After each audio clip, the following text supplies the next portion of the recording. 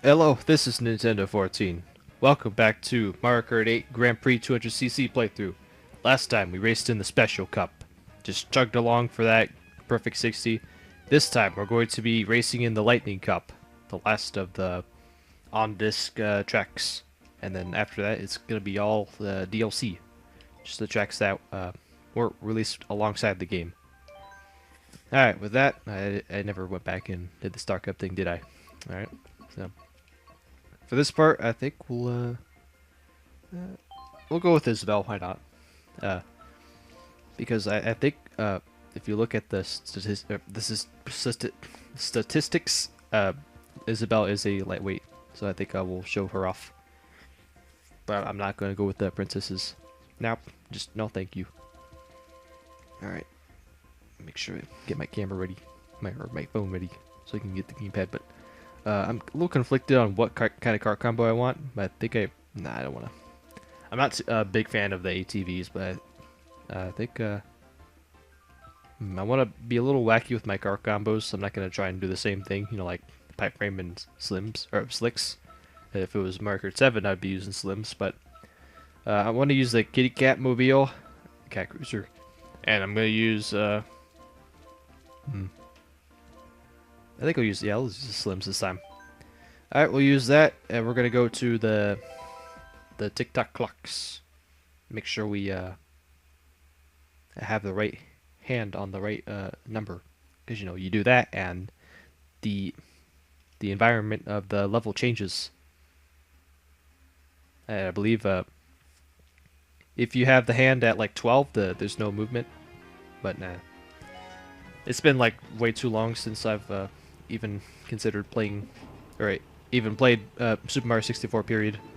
I think the next time I'm gonna play Super Mario 64 is just so I can try and do those crazy glitches.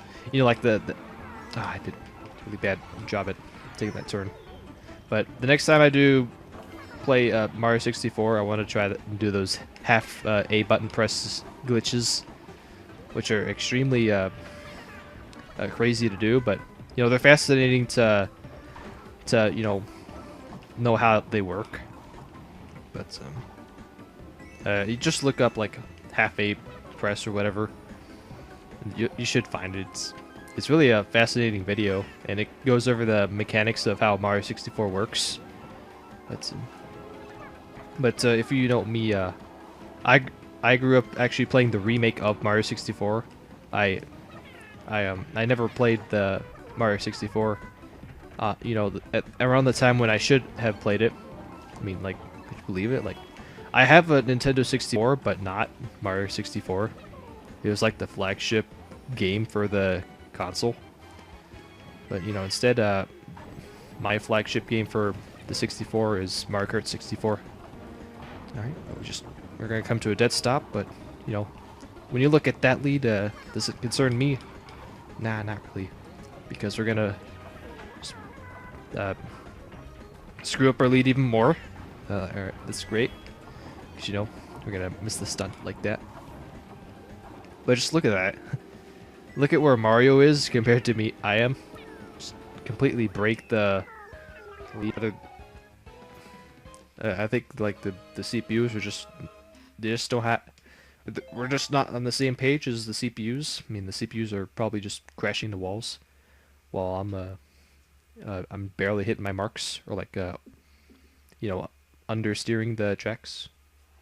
If I'm making any sense, but Piranha Plant Slide, one of my favorite 3DS tracks.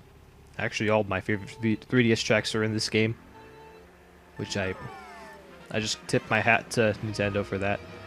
Like, the one thing I absolutely adore with with Mario Kart 8 is the tracks that they choose from the 3DS.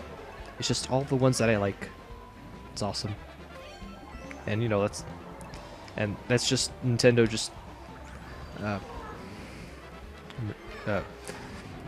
pointing the proof, making their point on why they bring back these retro tracks is they want to just bring back the best from the blast of the past.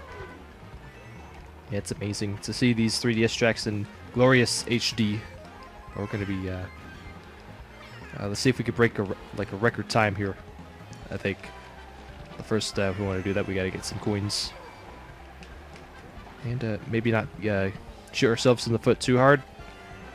But, you know, if we can... Yep. God.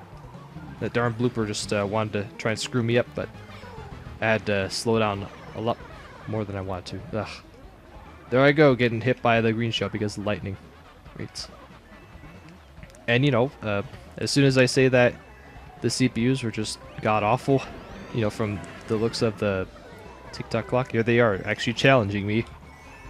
Alright. This time we're gonna... Come on, we gotta leave in the dust. I mean, thank goodness there's no, like, rubber banding, like back in Mario Kart 64, where, you know, if you know what rubber banding is, it's like the CPUs are on you at almost all times, so there's no use on trying to get a lead on them because they're always right beside you, unless if you do some exploitable shortcuts, you know, like in Wario Stadium or Rainbow Road. Then I think just only that alone, that's your only way of just getting somewhat a lead on the CPUs in that game. But here it's a little bit forgiving. You can just get a lead whenever you want, and they can get a lead on you just the natural way. So just the way that the competition, or just the way of competition works in Mario Kart is, it feels natural, and, you know, not scripted as it was back then. Which they did have to do that just so the game doesn't crash, I believe.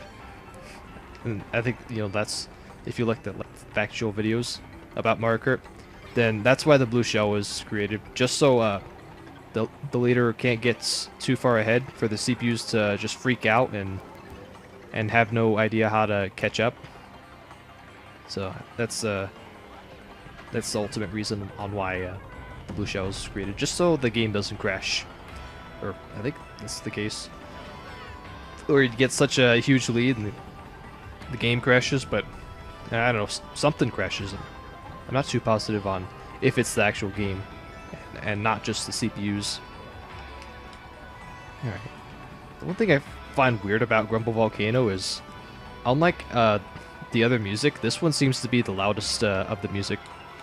And it kind of drowns out the sound of the characters you're playing as, and, you know, the characters that are around you. So a little disorienting there, but I think for that reason, I may or may not have to, just for this section, have to adjust the audio. But I want to try and get away with not doing that, because, you know, this little thing that I have to deal with whenever I try and split a video and not move it, then there's always a gap in between the split. So in results, it just makes it so there's a small blink in between cuts. You may see this in, you know, like the Smash Brothers glitch, that Smash Brothers for Wii U 8-player glitch video that I did. You saw the blinks in between cuts. I was positive that I was able to fix that, but, you know, sometimes there's issues that just seem to pop right back up, and you don't want them to. So I want to say, like, all these long-term problems that I've been having ever since I did use that Roxio Video Wave editing software, it's starting to encourage me to try that Sony Vegas. John is starting to, well, he has been, but John does use the Sony Vegas on, like, a daily basis for, I think, all of his videos as of now. Like, when, you know, for his Smash Brothers highlight videos, he uses Sony Vegas for that. I want to see if he can teach me a few things, because Sony Vegas is like the, you know, the complicated and top-notch software for video editing. But, you know, I want to get the ropes on how Sony Vegas works. Okay. Yep. Yeah, alright, good. Totally clutched that. And I don't want to be messing with these stunts, because stunting gives you extra height, and then I'm gonna, if I get any more height, then I'm probably gonna hit my head against those chain chomps that are in air. Alright. See what I mean about Rainbow Road? I mean, I think we're less than like a minute in this entire race, and look, we're almost done. I mean, come on, Nintendo. Could have at least given us a second lap on this track. I mean, this is ridiculous. Wow. You believe how fast that the music just went? Like, we didn't even get to the best part of the entire soundtrack. You know, sped up. Yeah, that's the funny part. It was sped up, but we didn't get to that part. Ugh, just depressing. Oh well, what can you do? I mean, this game is almost 2 years old, and what they still haven't, or the track is still the same way it was when the game first released. Just one lap of the original Rainbow Road in 64. Oh, what can you do? You can just see the trophy and the triple stars, and you know the way we just blew out the competition, and the credits that I would like to skip to. If you want to see the credits, just go to the special or lightning cup video from 150cc that I have up on my channel in the playlist or whatever. So that's it for this part. All that's left in the 200cc Grand Prix playthrough is going to be the 2 DLC tracks. So next time I'm going to be racing in the Egg Cup. Hope that's right. Let me make sure that's right. And you know, all right. So yeah, we got 4 tracks left, just which are the DLC. So I'll go from Egg Cup to Triforce Cup, then the crossing, and then finally the bell. So I'll keep like this order like that for the DLC track. So with that, I'll see you guys later for those.